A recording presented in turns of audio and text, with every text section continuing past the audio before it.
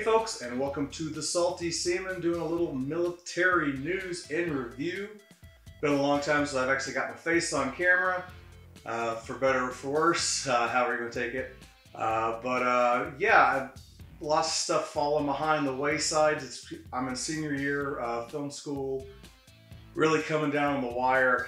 A lot of projects going on. Unfortunately, it's giving me a lot of time to do stuff for the channel I would like. But, you know, figured today had a nice day off. Good day to catch up. I know I was originally going to do a 2018 year in review. It's April. It's too late. But we'll incorporate some of my findings into it. So let's look at the news a little bit today. You know, the lead story on the Navy side is, you know, the change from red stripe to gold stripe at 12 years is now not going to be dependent on good conduct. And you know, this has been a long time tradition of the Navy, 12 years unbroken service, which I didn't even realize, like, you know, my broken service, not disciplinary related, but I started wearing my gold way too early. I really shouldn't have worn it until my 18th year, because I'd broken service for my first 6 years. But I digress. I thought that was kind of where they were going. When I heard about the changes, I thought that's what they're doing. They're like incorporating cross service, broken service, whatever. And they said, no, it's we're getting rid of the idea of the good conduct, making you go gold at 12. And as you imagine, there's a lot of up in arms about it. I can't even say I feel great. It's weird to me, because I mean, when I think of it, that's what I think of the gold. You know, whether or not we need to put some kind, I mean, people say like it's the mark of shame. You know, you're a senior E6 and you're wearing red, you know, and everyone knows you did something wrong. And it is kind of a, you know, a red badge of shame you wear.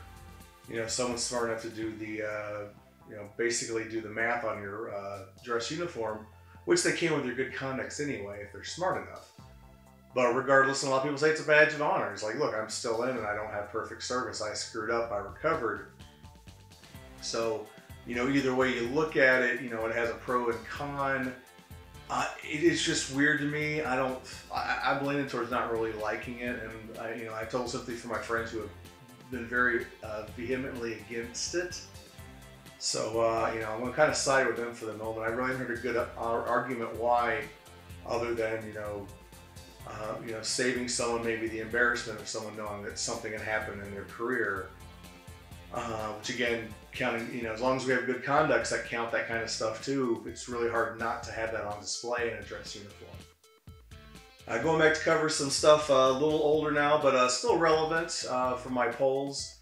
One of the, what was the biggest news item, which, you know, of the last year or so, kind of overwhelmingly, we got Secretary Mattis resigning as Secretary of Defense. He was one of those picks that everyone seemed to agree on, left or right, military, civilian. Everyone thought he was a great choice and one of the, you know, one of the sounder voices in the cabinet, at least by, you know, everyone else could kind of agree on.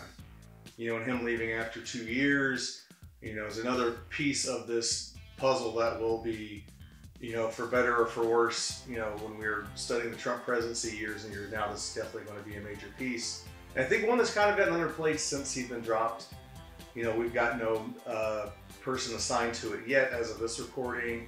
You know, the undersecretary is filling in and might for the next 2 years. Who knows? You know, we'll see how that goes. Yeah, a big news for a lot of reasons. I think it's got a lot of people worried for various reasons. And, you know, I think a lot of us felt comfort with General Mattis in that role. I know I sure did. And I'm sorry he's gone. Worst move of the military of last year and definitely bleeding into now. This is where the junior active military came out in force on vote. Crackdown on junior enlisted military on social media. Basically making even your own personal social media the no fun zone. Military is just tired of things going viral, of some of their young military members out doing what they do in their young age. Yeah, it makes you lead almost a double life, I think. You know, something older guys like myself, you know, at the time social media was everywhere. I really didn't care. I didn't really have that where I needed to worry possibly. And a lot of senior guys who screwed up the same way too, usually arguing politics, which the older folks seem to do. But generally with the juniors, it's just, you know, their behavior, their little cliques and gangs, you know. And you going back to the whole scandal with the Marine Corps and the trading the nudie photos, and you see where it all comes down from. And you know, it probably would be, it would have been great if people had policed themselves before they got to this point. But it's still kind of an invasion of, you know, you don't have so much privacy as a military member anyway. You know, it's maybe your last refuge of like your own little life, even if it is some often in a military barracks or whatever. You know, having that scrutinized taken away from you, you're unable to share it as your other friends, non-military, might do. And then it's a little kind of stab, but at the same time, we really got to start policing ourselves on this stuff, because you know, it's going to keep happening, and it's just going to keep getting worse and worse. So before it ends up on Terminal Lance, maybe one of your buddies sends, he checks you and says, "Hey, take that down." So just a little advice from an old public relations dude. Best military news 2018 I got was the announcement of the Space Force, which yeah, is pretty. It's interesting, and you know, there's always a, you know, how serious is this as an endeavor? Is this just one of those? You know, because it feels like I've heard certain things like this announced several times before, and nothing ever came of it. You know, is this going to be the same thing? Are they actually looking for it? How exactly would it work? Are we going to put station troops in orbit and on the moon? Are we looking for a way to, you know, shuttle people up into the sub-atmosphere, you know, and move them into position at a moment's notice kind of thing? You know, why Space Force? We already have the Air Force. Gonna come up with maybe a better name. I don't know. I understand it's a placeholder name for now, but you know, it's a fascinating possibility to see where they're going to go with that. Best movie, military movie of 2018 I got was They Shall Not Grow Old, which I have not watched yet, and I've heard many great things about, and will go on my way to see soon. The worst one I didn't do a poll on, but that Bruce Willis looking piece of shit I saw and read the reviews. You know, I can tell this by looking at it, it was going to be garbage, and I've heard it is, and will probably be future military movie bullshit fodder. So I can't remember the name off the top of my head. I'm sure you know it. You know what I'm talking about. So anyway, that's a little bit of catching up on some news and some old items I've been meaning to get to. Let me know your thoughts down in the comments about the chevrons and any other issues we talked about here. Where you think the Space Force could go.